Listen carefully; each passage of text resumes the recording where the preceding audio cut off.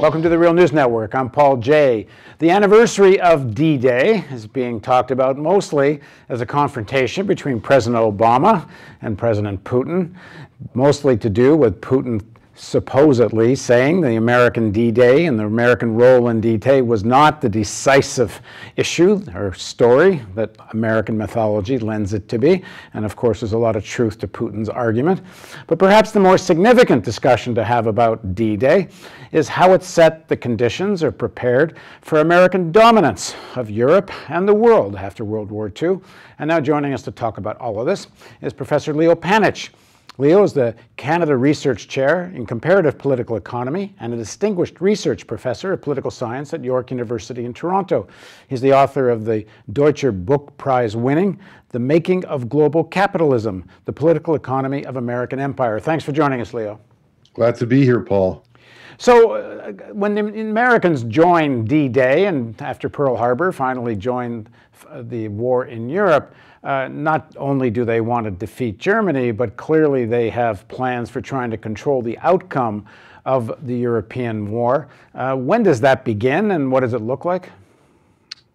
Well, you know, the planning for this went on even before the Americans entered into the war, which didn't happen until after Pearl Harbor. The planning for it goes back to the late 1930s. When the Council on Foreign Relations is bringing together roundtables of businessmen together with foreign policy people and diplomats and officials inside the State Department. And they are trying to lay the basis for getting Congress to approve going into the war and getting business to approve going to the war. And Dean Acheson, who later becomes the Secretary of State and the leading person in the formation of the integration of Europe, the formation even of the Cold War.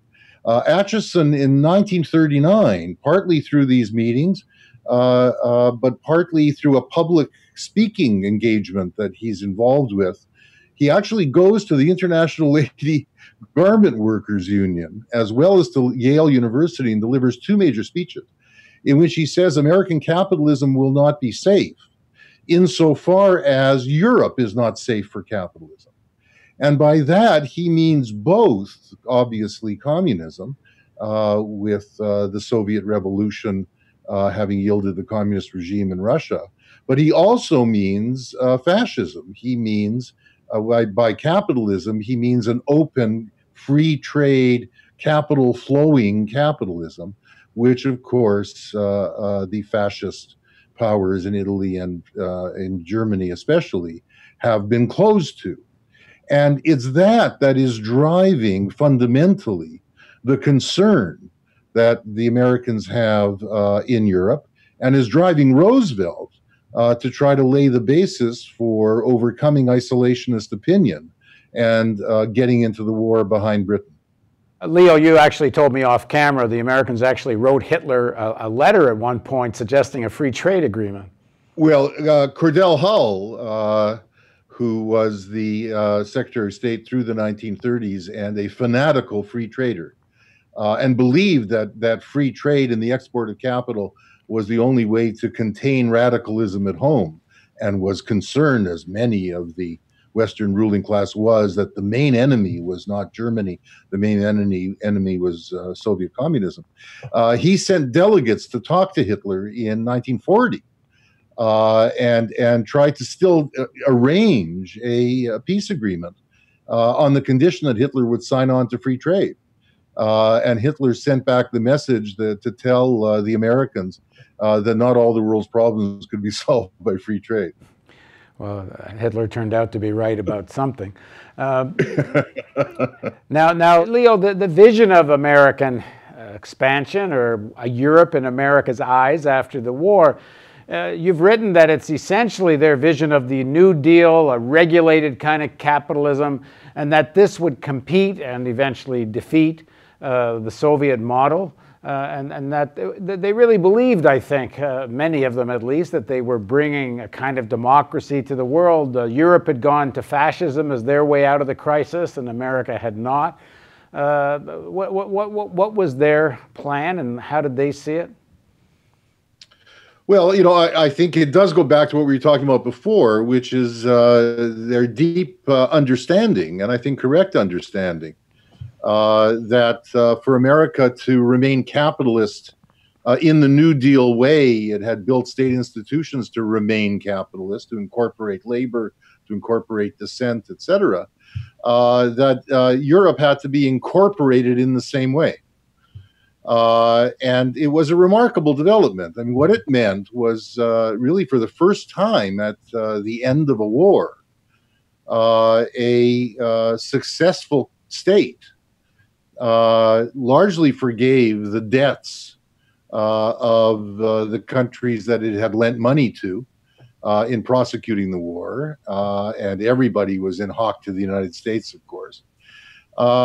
It also meant that there was a requirement that these ruling classes and their states form their post-war societies and governmental structures in a way that would be compatible with the penetration of foreign direct investment and of American political influence over their states. So there was a degree of institutionalization, of linkages between the United States and the recreated capitalist states of Europe, and they couldn't have been recreated as capitalist states unless the United States came to the aid of their ruling classes. The recreated capitalist states of Europe were now integrated into an American empire, and that did away with the old pattern of intercapitalist rivalry and intercapitalist imperial. They didn't do this just out of the goodness of their heart or even just out of the needs of developing global capitalism. I mean, the alternative to them doing it could very well have been revolutions in various countries. The Soviet Union ended the war very popular Absolutely. in Europe.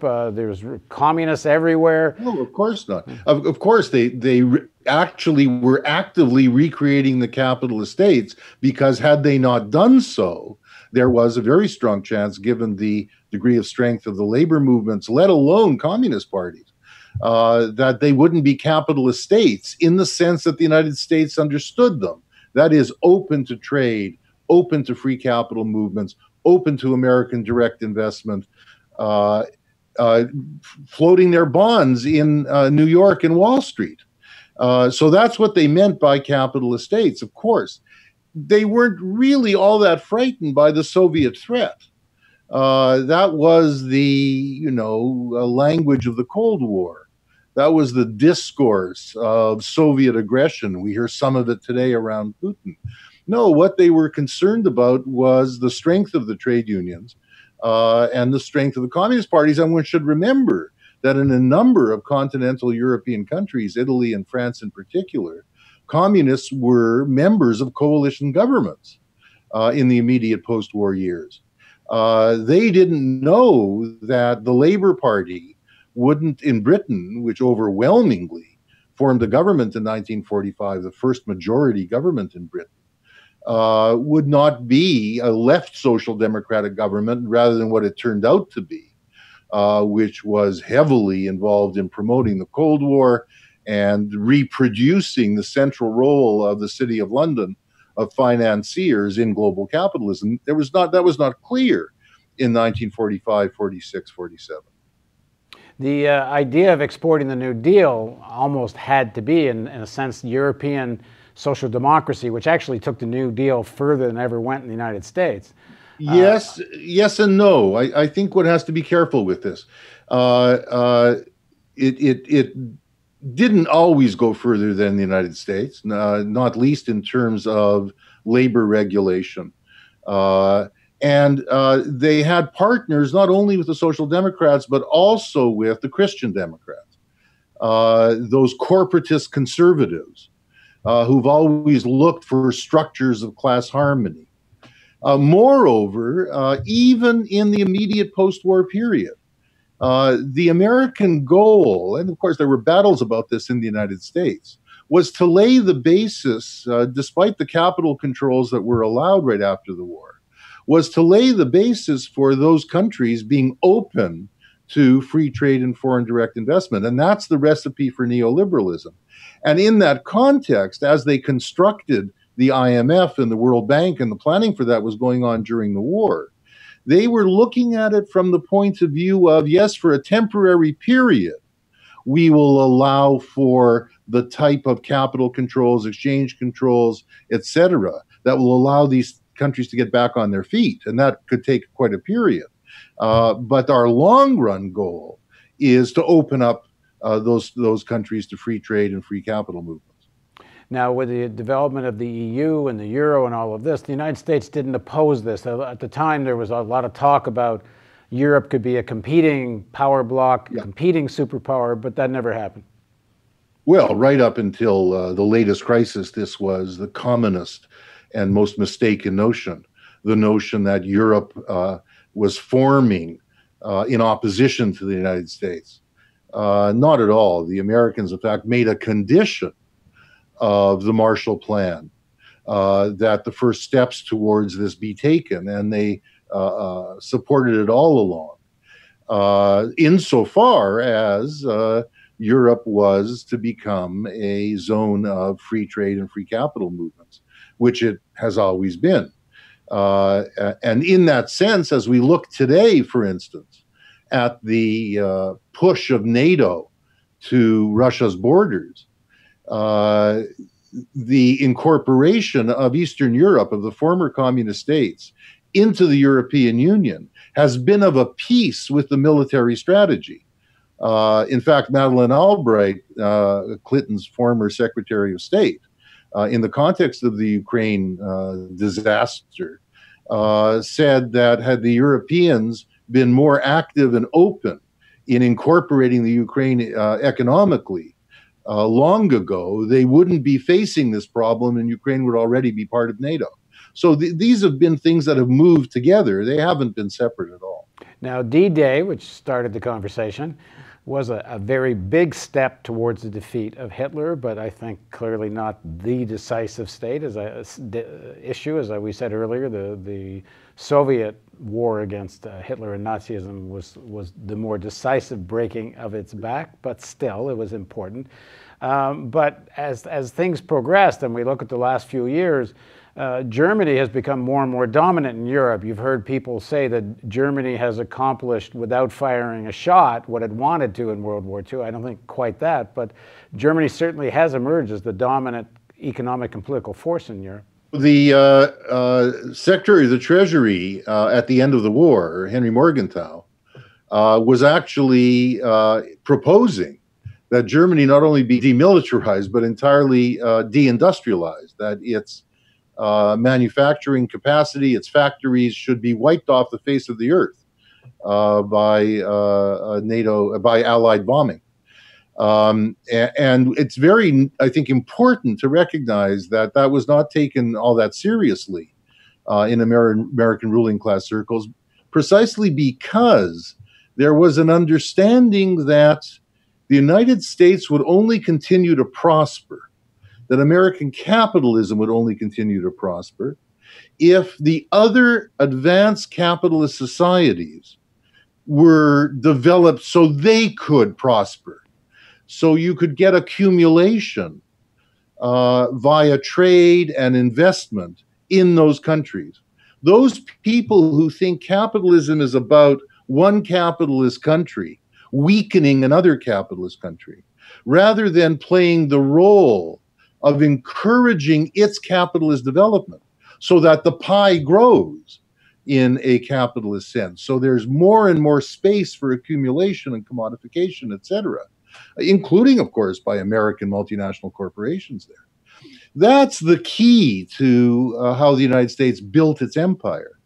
And it was those people who understood that in the American state who saw through the incredible incorporation of Europe into American empire, and they facilitated and developed Germany's central role in this. You know, people who say that in 1950, the United States accounted for some half of world production, world GDP, and 25 years later only accounted for 25% of it. and that shows American decline, aren't seeing the forest for the trees. But it's kind of ironic that it turns out then with this creation of Europe that Germany seems to have no problem with beggar thy neighbor policies, and in terms of the what's happening to the periphery countries, they don't seem to mind the crisis that's taking place. Well, that's, I think, a very, very good point, Paul. And I think it is the type of empire which is not built on colonies.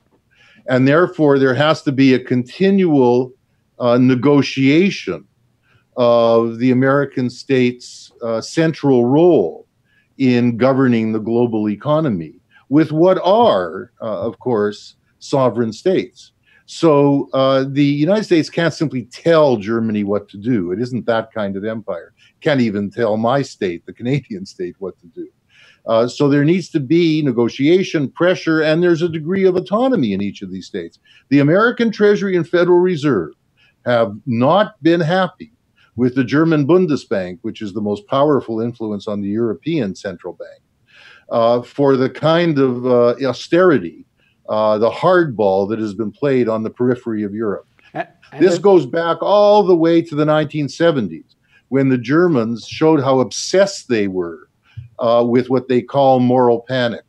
And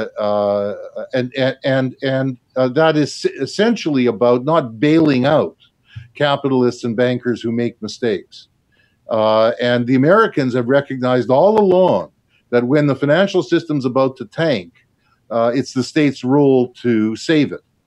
And they've had to pull the Germans kicking and screaming into playing that role repeatedly now for 40 years. And that's an indication of the type of empire we've got. In the end, they do it. And heaven knows the Americans themselves, when it suited them, have put terrible austerity and structural adjustment on countries who have had to be bailed out. And I was about to say, in this instance, the Americans have not wanted the Germans to play hardball like this. They're worried that Greece or Spain or Portugal might introduce capital controls if they're kicked out of the euro, and this could cascade into the unmaking of global capitalism. And was this idea of growing the pie and understanding that countries have to, their elites at least, have to prosper for America to prosper. That didn't apply to all countries, though. I mean, there was great swaths of the world that American capitalism didn't mind if they stayed immersed in terrible poverty and chronic underdevelopment and so on.